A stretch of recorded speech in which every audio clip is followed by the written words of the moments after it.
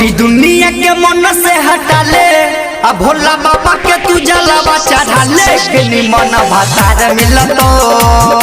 गनी मन भातार मिलतो गे छौरी गनी मन भातार मिलतो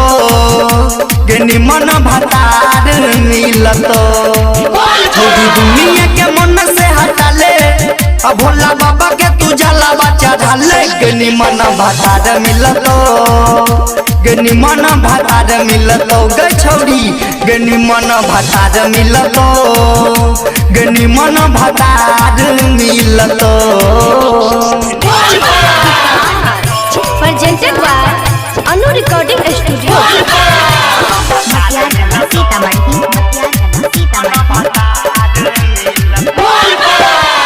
भोला बाबा जैसन दयालु न मिलतो चढ़ल जवानी जखन तोहरो गे खिलतो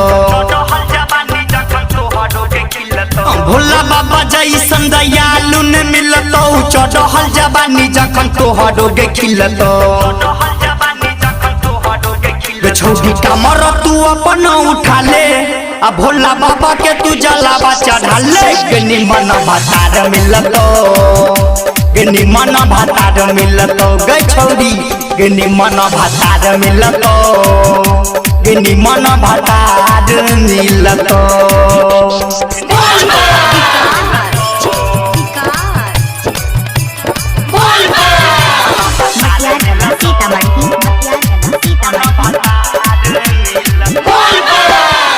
लौले तू नाम उठल छौरी जल गे कद तो बाबा समस्या के हो लगे लौले तू नाम उठल छौरी जल गे कद तो बाबा समस्या के हो लगे कह छो राइटर लकी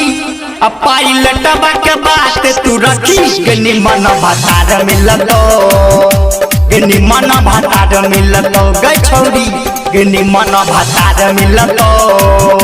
गनी मन भातार मिलतो।